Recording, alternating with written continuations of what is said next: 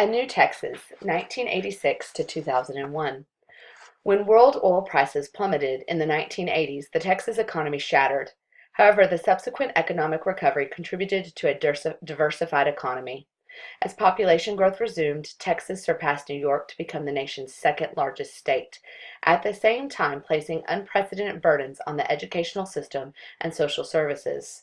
Urban areas came to comprise a more affluent and well-educated population, while state agricultural sections such as West Texas and the Rio Grande Valley comprised poorer ones.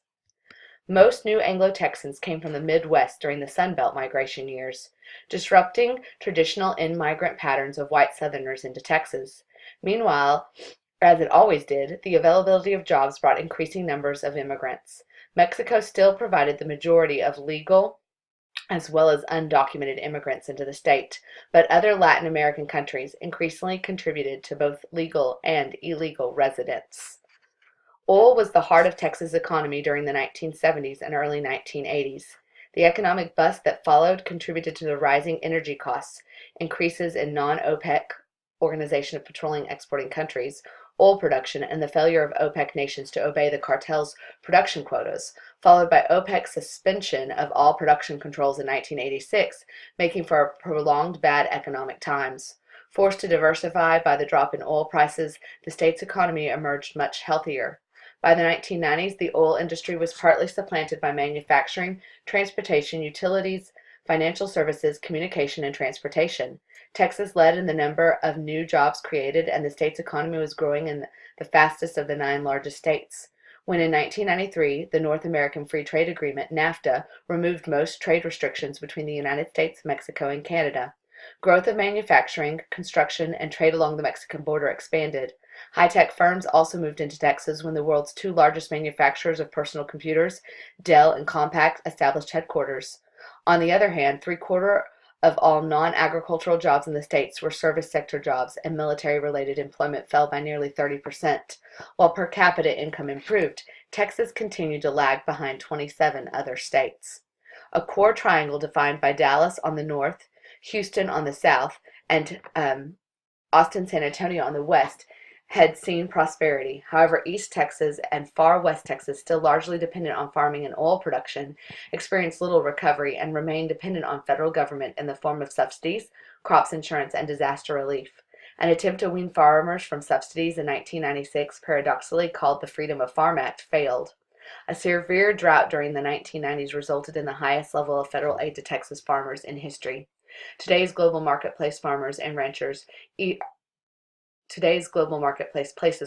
ranchers even more at risk. The single greatest change in the role of religion in Texas has been the increase in Roman Catholic membership, surpassing that of Southern Baptists, not including Black Baptists. The increase is directly tied to the growth of the Hispanic population. Evangelical Protestantism has grown while Protestant mainline denominations have lost members to more conservative or fundamentalist sects. The same emotional and controversial issues, homosexuality, abortion, and feminism, continue to pull mainline denominations apart. While the Christian coalition influence has been evident at all levels of politics, the growing number of Muslim mosques, Buddhist temples, and ethnic Christian Protestant congregations reflects transitions in Texas culture. Texas will always be associated with country music, but the state is also home to the Third Coast.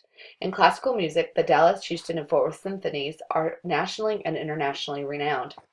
Modern Texas music also displays an ethnic aspect. Freddie Fender and Johnny Rodriguez have made their mark singing in Spanish and English. The Tejano artist Selena had just wrapped up her first English-language album, the first Tejano album to reach #1 on the pop charts, when she was murdered in 1995.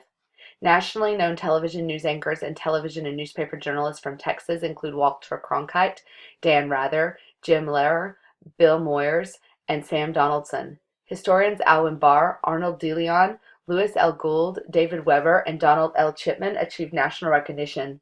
Some of the earliest examples of the new social history consist of histories of specific Texas communities in the Spanish era and beyond.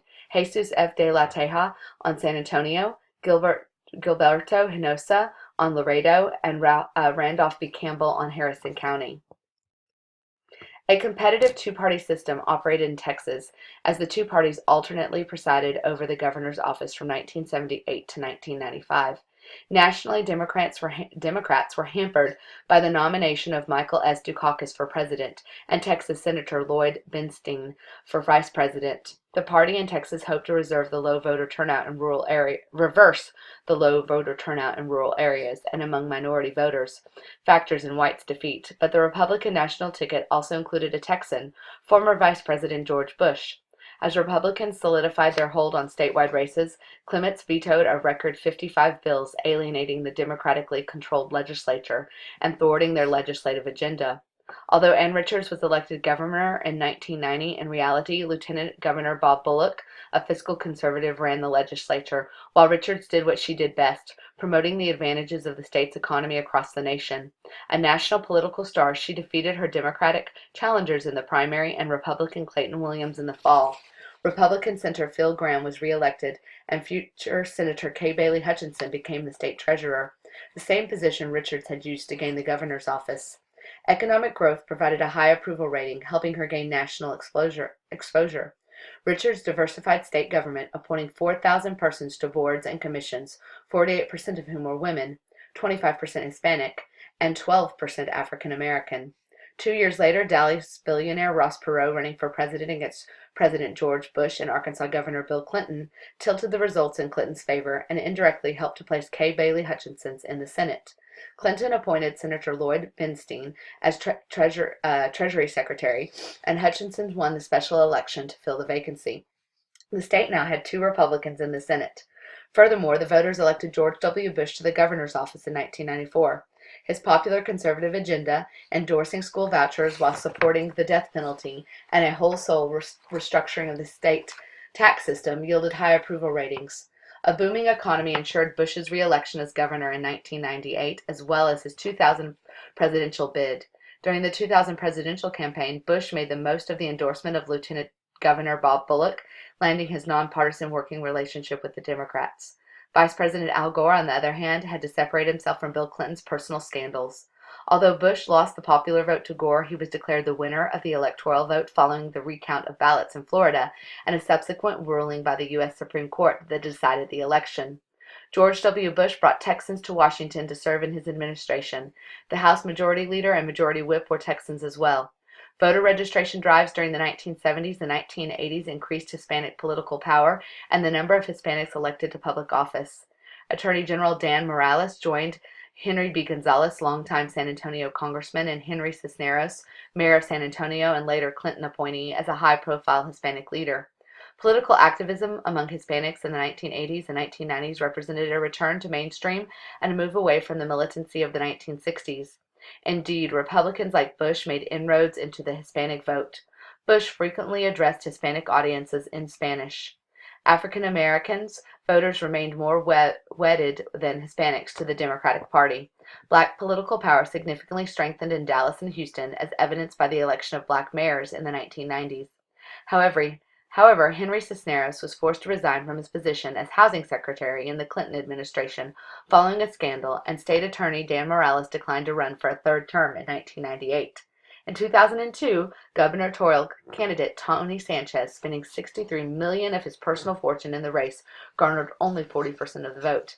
Texas remained true to its conservative political and fiscal heritage as the 2 parties competed for favor. Issues such as public education, higher education, criminal justice, water, the environment, and taxes served as political, ideological, and financial battlegrounds.